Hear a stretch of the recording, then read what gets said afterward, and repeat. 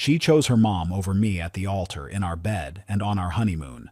So I chose to destroy everything they built before they even saw it coming. I always believed in building things to last.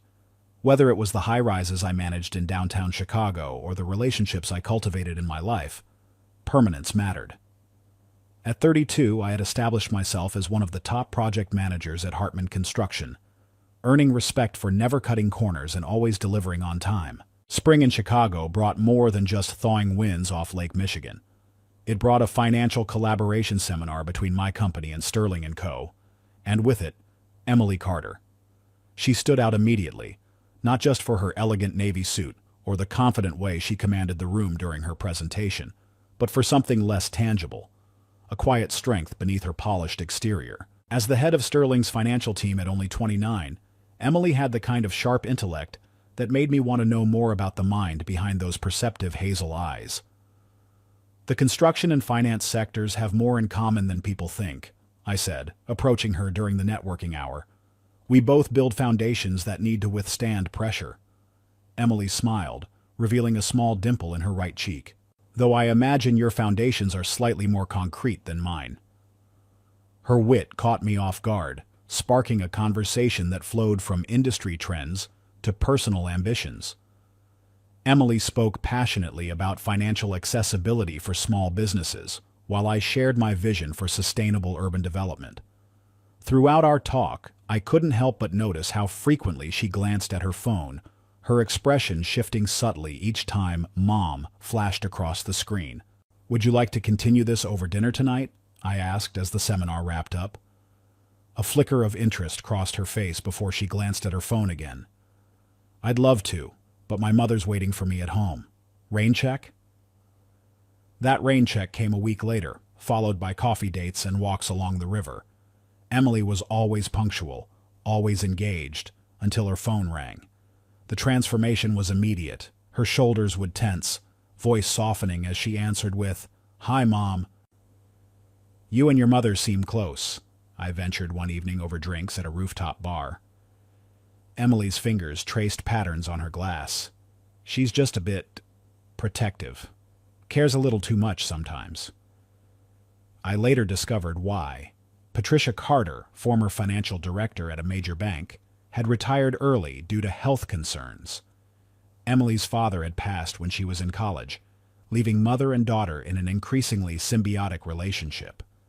The signs were subtle at first. Emily texting her mother photos of menu items at restaurants, asking which looked best, checking in before making weekend plans, calling to detail every aspect of our dates. "Would you like to go hiking this weekend?" I asked after we'd been dating a month. "There's a great trail about an hour outside the city." Emily bit her lip. "Let me check if Mom needs anything first." It became a pattern. Every decision, big or small, seemed to require maternal approval. When I questioned it, Emily would brush it off. "She just wants what's best for me." But as our relationship deepened, so did my unease. The invisible third person in our relationship was becoming increasingly visible, her presence hovering over every plan we made, every moment we shared. Tonight, sitting in my favorite cafe waiting for Emily to arrive, I felt my phone vibrate. A text appeared. "Can't make it tonight. Mom wants me home for dinner urgently. Says she needs to discuss something important." I stared at those words, a cold realization settling over me. The coffee in my hand had long since gone cold, much like the feeling spreading through my chest. I'd faced competitors in business, rivals in school, even the occasional jealous ex in relationships. But this was different. I never imagined that my greatest competition wouldn't be another man, but my future mother-in-law. 6 months into officially dating Emily, I thought I understood what I was getting into. I was wrong. The first revelation came when I stopped by her apartment unannounced with coffee one Sunday morning. As I raised my hand to knock, the door swung open, and there stood Patricia Carter, clutching a small plastic container of what appeared to be homemade soup. "Oh," she said, looking me up and down with thinly veiled disapproval. "Emily didn't mention you were coming." Before I could respond that Emily didn't know, Patricia brushed past me and headed for the elevator, leaving me standing in a cloud of expensive perfume and confusion. "Your mother has a key to your place?" I asked Emily later that day. She nodded as if it were perfectly normal. "She likes to check in sometimes. You know how moms are, always worried I'm not eating right or that I'll slip in the shower with no one around to help." These check-ins happened with alarming frequency. Sometimes Emily would casually mention that her mother had stopped by while she was at work to restock her fridge or drop off dry cleaning. Other times, I'd be on the phone with Emily only to hear Patricia's voice in the background, having apparently let herself in without warning. For Emily's 30th birthday, I planned a surprise dinner at my place, intimate, romantic, with her favorite music and food I'd spent all day preparing. 2 hours before she was due to arrive, Emily called. "Daniel, I'm so sorry. Mom just called. She's not feeling well. A slight cold, but you know how she gets. I need to go check on her." The disappointment must have been evident in my voice. "Can't she take some medicine and rest? It's your birthday." "I can't leave her alone when she's sick," Emily replied, her tone a mixture of guilt and resolve. "I just can't."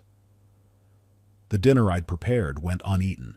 The carefully selected wine remained uncorked, and the small jewelry box containing the necklace I'd bought her stayed in my pocket. After 3 more canceled dates due to Patricia's emergencies, I suggested it was time I formally met the woman who held such power over our relationship. Emily arranged a dinner at her mother's house, a sprawling Victorian in one of Chicago's older, more prestigious neighborhoods. Patricia Carter opened the door wearing a perfectly tailored pantsuit that probably cost more than my monthly rent. Her silver-streaked blonde hair was meticulously styled, and her smile didn't reach her calculating blue eyes identical to Emily's, but lacking any of her daughter's warmth. "So," she began after minimal pleasantries and before I'd even touched my appetizer, "what exactly is your salary at Hartman? Do you have investments? Property? What's your 5-year plan?" I answered politely but firmly, refusing to be intimidated. Throughout dinner, Patricia interrupted whenever Emily and I shared a moment of connection, redirecting the conversation to topics that excluded me or highlighted my perceived inadequacies. As we prepared to leave, Patricia pulled me aside in the foyer. "Emily is my entire world," she said, her voice low and precise. "I won't allow anyone to hurt her. Not ever."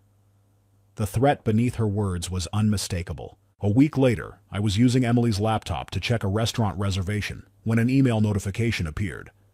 The sender, Patricia Carter. The subject line, "Options." My eyes caught a fragment of text. "If Daniel isn't good enough, I have several friends with sons who are looking to settle down." When I confronted Emily, showing her the email, her face crumpled. "Mom just wants what's best for me," she insisted.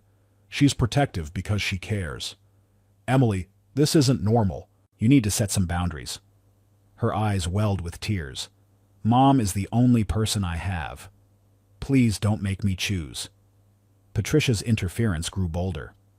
Romantic dinners interrupted by video calls about emergencies that mysteriously resolved themselves once our evening was ruined. Weekend plans canceled for impromptu mother-daughter shopping trips that Emily couldn't say no to. I tried to extend an olive branch, suggesting the 3 of us have dinner together, a chance to find common ground. Patricia's response came through Emily. "I don't need to be friends with you, Daniel. I just need to know you won't make my daughter miserable." Last night, arriving early to pick up Emily, I overheard her phone conversation through the cracked apartment door. "Yes, Mom," Emily was saying, her voice small. "I remember." Patricia's voice came through clearly on speakerphone. "Just don't let Daniel think he has any right to make decisions about your life." I stood frozen, my knuckles inches from the door. The silence after Emily ended the call was deafening. I was beginning to realize a devastating truth. This wasn't a relationship between 2 people anymore, and the person pulling all the strings had never been Emily. After a year together, despite the red flags waving violently in my face, I convinced myself that marriage would change things. I believed, foolishly as it turns out, that becoming Emily's husband would help her establish independence from her mother. That somehow, a ring and a certificate would give Emily the strength to finally cut the umbilical cord that Patricia seemed determined to keep intact. I proposed at Luca's, the Italian restaurant where we first met. It was intimate and perfect, candlelight dancing across Emily's face as I dropped to one knee. Her eyes filled with tears and her yes seemed genuine. I slipped the emerald-cut diamond on her finger, and for a brief, beautiful moment, it felt like just the two of us existed in the world. That illusion shattered before the champagne went flat. While I was settling the bill, Emily excused herself to the restroom. Through the restaurant's large windows, I spotted her outside, phone pressed to her ear, animated gestures suggesting excitement. She was telling Patricia, not her best friend, not her cousin she claimed to be close with. Her mother was the first to know. "Mom's thrilled for us," she announced upon returning, though something in her expression didn't match her words. The next morning, my phone rang. Patricia's name flashed on the screen. "Daniel," she said without preamble, "we need to discuss what being Emily's husband truly entails. Meet me at Starbright Cafe at noon." Starbright wasn't just any cafe. It was one of those exclusive places where coffee cost $18, and servers knew Patricia by name. She sat primly at a corner table, a leather portfolio beside her untouched cappuccino.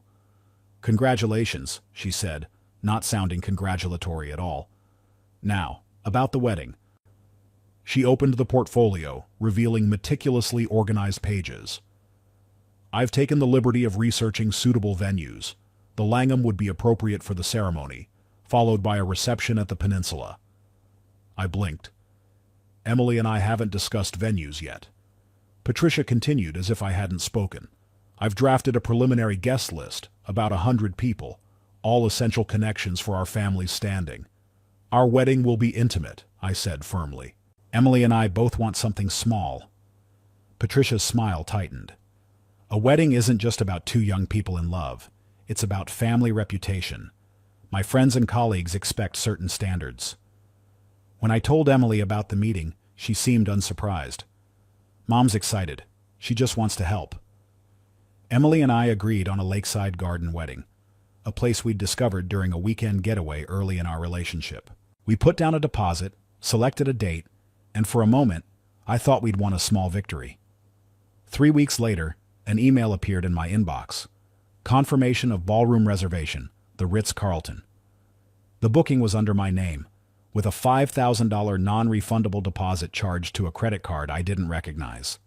"Did you know about this?" I demanded, showing Emily the email. "Mom mentioned she found the perfect venue," Emily admitted. "The garden would have been lovely, but think about it.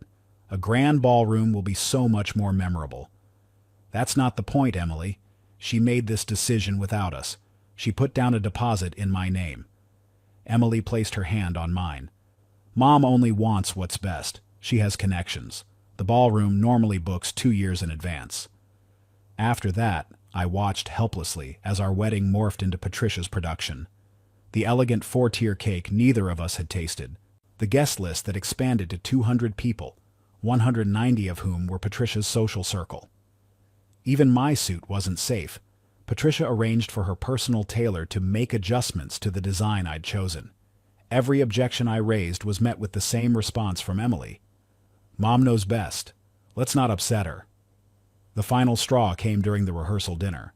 Patricia stood, champagne flute in hand, and announced to both families, "As Emily's mother and only parent, I will be walking her down the aisle. No one deserves this honor more than I do." I nearly choked on my drink. Emily's uncle, her father's brother who had been a supportive presence in her life, sat stunned at the head table. "Emily," I whispered, "your uncle should walk you down the aisle. It's what your father would have wanted." But Emily only squeezed her mother's hand and murmured, "If Mom is happy, I'm happy." The wedding day itself felt like an out-of-body experience. I stood at the altar watching Patricia escort Emily down the aisle, her triumphant expression making it clear who the real star of this show was. She wasn't giving her daughter away, she was showcasing her. Emily looked beautiful, but distant, as if already split between two worlds. During the reception, Patricia orchestrated everything. She inserted herself between us at the head table. She commandeered the microphone from the best man to deliver a speech about the challenge of raising such a perfect daughter alone, mentioning me exactly once. And now I entrust her to life. Not to me, to life. As we prepared to leave for our honeymoon, Patricia appeared with a carry-on suitcase. "I've booked the adjoining suite," she announced. "Emily's migraines get terrible with altitude changes. I need to monitor her health." Emily didn't object, didn't even look surprised. I stood there, wedding ring suddenly heavy on my finger, surrounded by guests and gift boxes and champagne flutes, feeling utterly alone. Somehow, I'd become a supporting character in what should have been the most important day of my life. What I didn't know then was that the wedding was only the beginning. The life that followed would truly transform me into an outsider in my own marriage. After the wedding, Emily and I moved into my downtown Chicago penthouse. I'd purchased it 2 years earlier, a sleek, modern space with floor-to-ceiling windows overlooking the cityscape. It was meant to be our sanctuary, our fresh start. I imagined quiet mornings sharing coffee, evenings watching the sunset paint the skyline, building our life together in a space that was definitively ours. That fantasy lasted exactly 4 days. "The security in this building is inadequate," Patricia announced during her first check-in visit. "You need cameras inside the apartment. I've taken the liberty of scheduling an installation for Wednesday." I shut that down immediately. "We don't need interior cameras, Patricia. The building has excellent security." Emily remained silent, studying the floor as if the answer to our problems lay hidden in the hardwood grain. The following week, returning early from a site inspection, I discovered Patricia in our kitchen, reorganizing cabinets. She didn't even have the decency to look surprised. "How did you get in?" I demanded. She held up her hand, wiggling her fingers. "The biometric lock. Emily added me when you were at work yesterday. For emergencies, of course." The invasion was relentless. Every morning began with Patricia's phone call to Emily. A daily check-in that inevitably stretched from the time Emily poured her first coffee until well after I needed to leave for work. If I tried to share breakfast with my wife, Patricia's voice would intrude from the speakerphone. "Am I interrupting something?" Patricia appeared at our door without warning, at least 3 times a week, always with a paper-thin excuse. "I made Emily's favorite pasta." Translation: she didn't trust my ability to feed her daughter. I was in the neighborhood and wanted to see how the new bathroom towels look. Translation: she wanted to inspect our living conditions. "Emily mentioned you were working late all week." Translation: she was checking if I was neglecting her daughter. After a month of this, I established ground rules with Emily. No calls after 9 p.m., no unannounced visits, and Patricia's biometric access would be removed from our security system. Emily tearfully agreed but never followed through. Later I discovered she'd been secretly unlocking the door for her mother whenever I wasn't home. Then came the financial intrusion. 6 weeks after our wedding, Emily approached me with document drafts in hand. "Mom thinks we should put most of your assets into a joint account," she said hesitantly. "For security purposes." "What security purposes?" I asked, skimming the papers that would essentially transfer control of my investments, property, and savings into accounts that Patricia would undoubtedly monitor. "In case anything happens to you," Emily replied, not meeting my eyes. "Mom set up a meeting with her lawyer next Tuesday." I refused outright, causing our first major argument as a married couple. Emily accused me of not trusting her. I countered that this wasn't about trust between us, but about boundaries with her mother. Every attempt I made to create moments for just the two of us was systematically sabotaged. Symphony tickets I'd surprised Emily with were abandoned when Patricia called claiming she'd taken a slight fall in the bathroom and needed Emily immediately. A weekend getaway to Michigan's wine country was canceled because Patricia was experiencing insomnia and needed her daughter's support. The final straw came when I discovered a tracking app on my phone, installed during the night while I slept. When confronted, Emily's defense was infuriating in its absurdity. "Mom just wants to make sure you're safe," she insisted, as if tracking a grown man's movements was normal maternal concern. That evening, in the middle of an important video call with overseas investors, our front door burst open. Patricia marched in, ignoring my raised hand, asking for a moment. "We need to discuss family planning," she announced, loud enough for my business partners to hear over the call. "If you want children, you should start soon while I'm still young enough to help raise them properly." I ended the call, stood up, and walked to the door, holding it open. "Get out," I said quietly. "Now." Patricia's shock at being directly confronted was almost satisfying. After she left, I turned to Emily, my patience completely exhausted. This ends now. Either you start protecting our marriage from your mother's interference, or don't be surprised when I disappear from it entirely. Emily dissolved into tears, still defending the indefensible. She only wants what's best for us, Daniel. Why can't you see that? Looking at her, this brilliant, capable woman reduced to a perpetual child in her mother's presence, I realized my ultimatum had fallen on deaf ears. The woman I loved existed only in glimpses, moments when Patricia's shadow temporarily receded. I didn't know then that just weeks later, Patricia and Emily would show me the true extent of their disregard, with a train ticket that would change everything. After months of Patricia's intrusions, my marriage was hanging by a thread. I decided to make one final attempt to salvage what remained of our relationship, a belated honeymoon, just Emily and me, far away from Chicago and Patricia's suffocating presence. I spent weeks planning the perfect escape, a luxury resort on Maui's North Shore, secluded and serene, with a private beachfront villa. I arranged for sunset cruises, hiking excursions, and couples massages. Every detail was meticulously crafted to give us the honeymoon we never had. 2 uninterrupted weeks to reconnect and remember why we fell in love in the first place. When I presented the itinerary to Emily, her eyes lit up with genuine excitement. A glimpse of the woman I'd fallen for, emerging briefly from behind Patricia's shadow. "This looks amazing," she said, flipping through the glossy brochure. "Just us," I emphasized, holding her gaze. "This trip is about us, no one else." Emily nodded enthusiastically but couldn't help adding, "Let me check if Mom can manage without me for that long." I bit my tongue. One battle at a time. A week before our departure, Emily came home practically bouncing with excitement. "You won't believe it. Sterling gave me an incredible performance bonus. 2 business-class tickets to Hawaii." She beamed, proud of her accomplishment. "They said my work on the Richardson merger deserved special recognition." My first thought was one of genuine happiness for her. Emily was brilliant at her job, and this recognition was well-deserved. My second thought was relief. Business class would make the long flight more comfortable for both of us.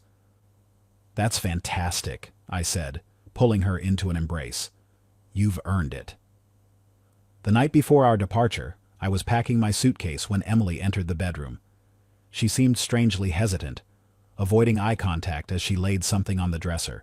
"So, about tomorrow," she began, her voice unnaturally casual. "There's been a slight change of plans." I looked over. Sitting on the dresser was a train ticket. Not a plane ticket. A train ticket. "What's this?" I asked, though something in my gut already knew. Emily picked at an invisible thread on her sleeve. "Mom and I will take the flights. You can take the train to Los Angeles and then catch the connecting flight to Maui. It won't be that much longer, really." The room seemed to tilt. "I'm sorry, what?" "This is our honeymoon, Emily." She launched into a rehearsed explanation. "The business class tickets are non-transferable, and buying another one would be so expensive. Mom helped work everything out to be cost-effective. Besides, you love trains. You mentioned once how relaxing they are." I had never said any such thing. As Emily rambled on about how practical this arrangement was, a cold clarity washed over me. This wasn't a last-minute decision. This had been planned, probably from the moment she received those tickets.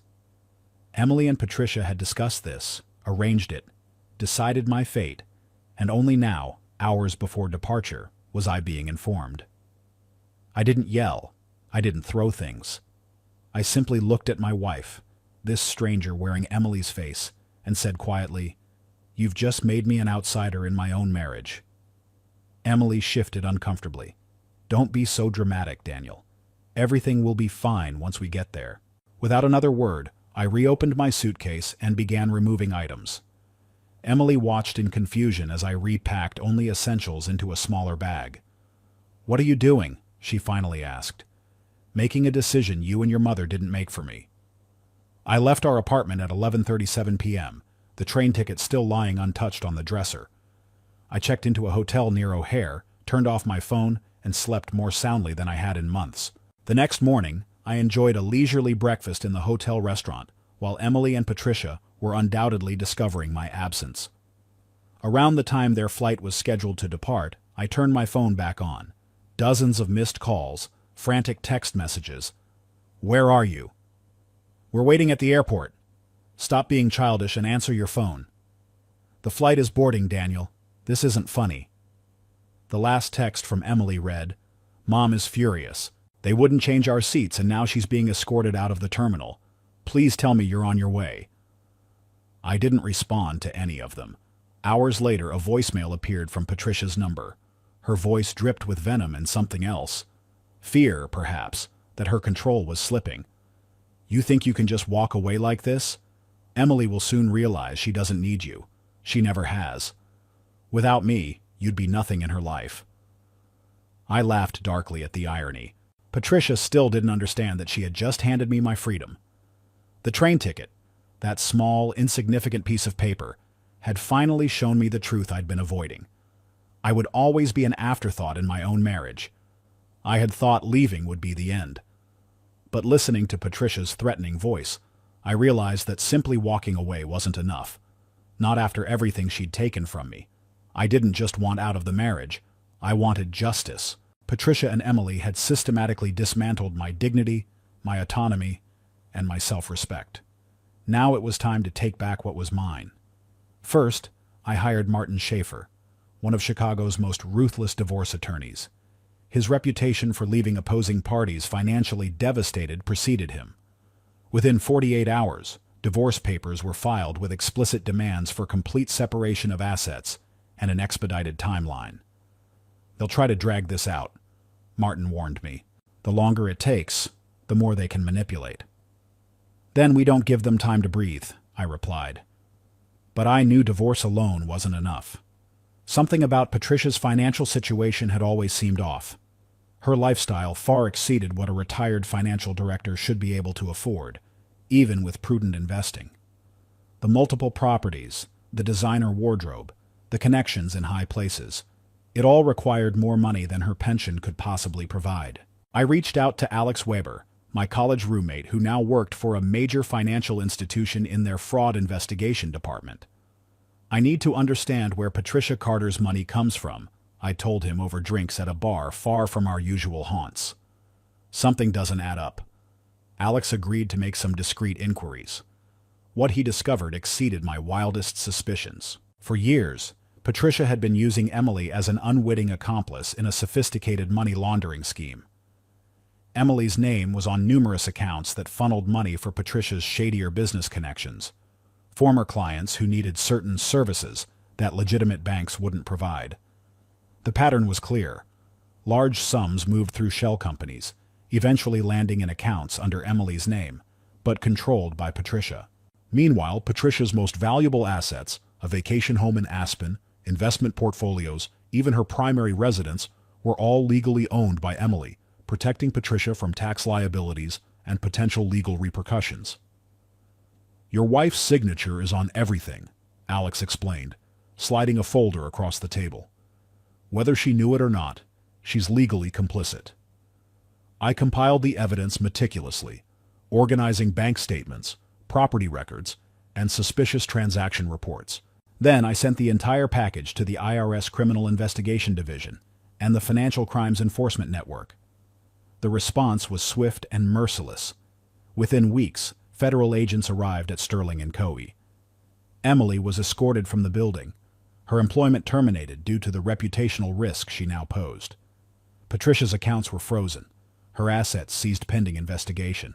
The society pages that once featured her charity galas now carried headlines about her alleged financial crimes. My phone exploded with messages from Emily. "Daniel, please call me back. I don't understand what's happening. They're saying terrible things about Mom, about me. None of it's true. They froze all our accounts. I can't even pay rent. Please help me." Eventually, she resorted to having mutual friends reach out. Through them came her desperate plea. "I didn't know anything about Mom's finances. Please don't do this to me." I responded with a single email. "Didn't know? You let your mother control everything in our lives. Now you're facing the consequences of that choice." Patricia called just once after the investigation became public. Her voice, usually so commanding, now trembled with fury.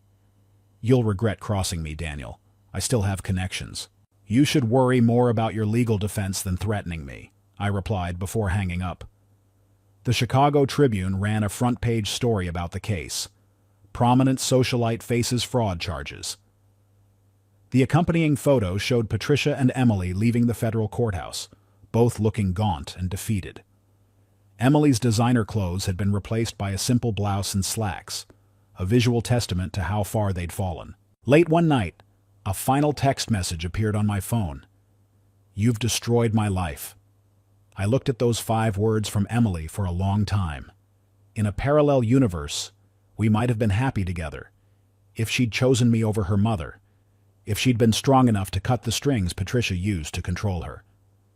"No, Emily," I whispered to my empty apartment.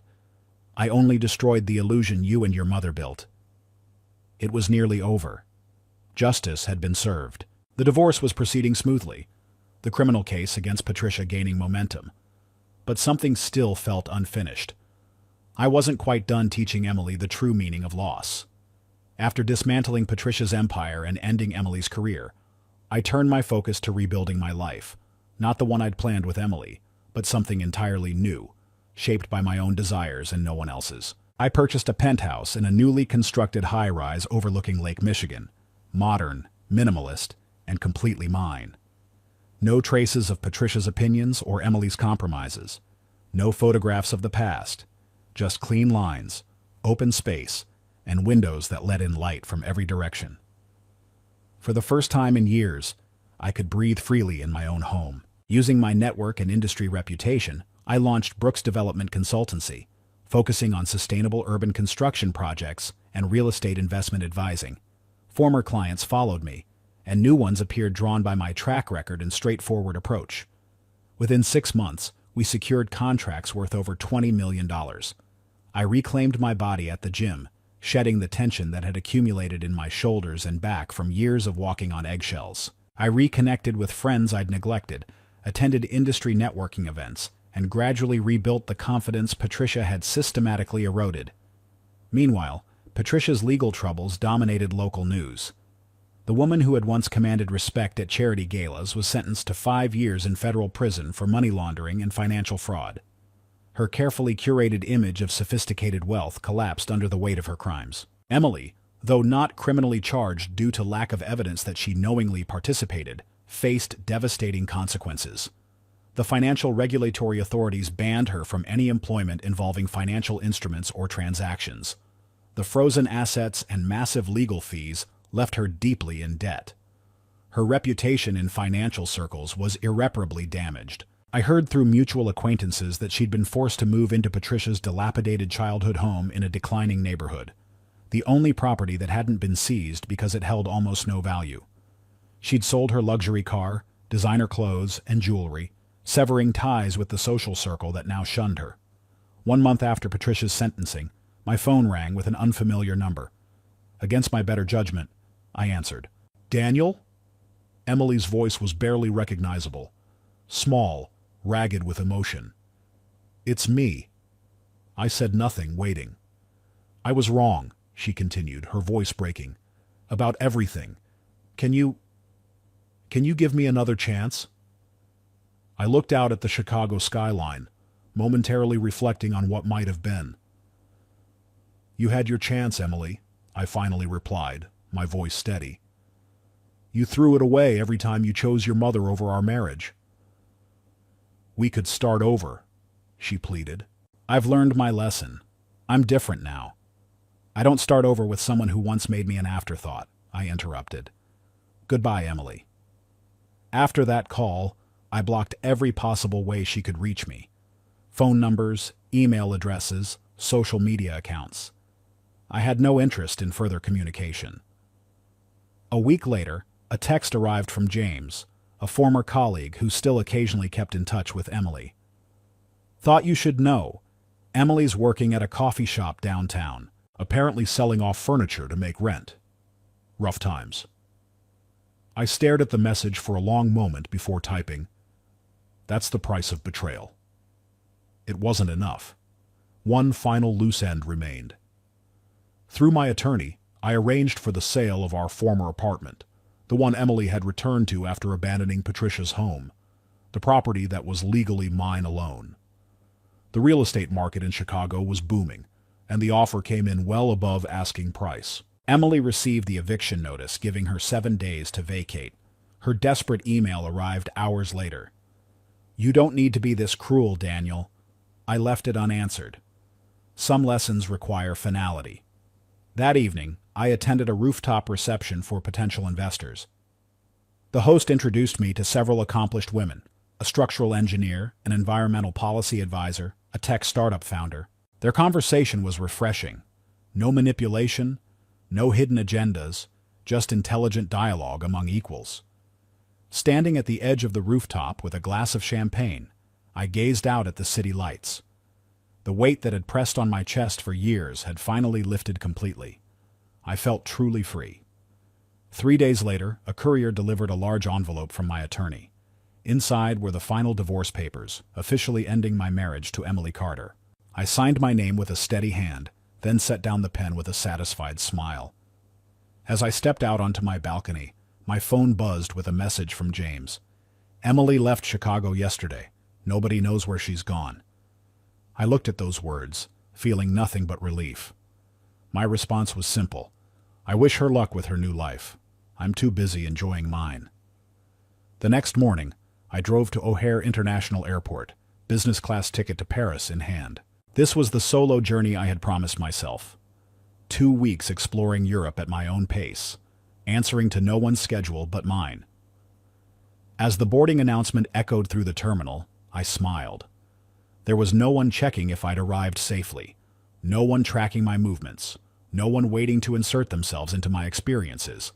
Just me, making my own choices, fully in control of my destiny. Settling into my seat as the plane prepared for takeoff, I gazed out the window at Chicago growing smaller below.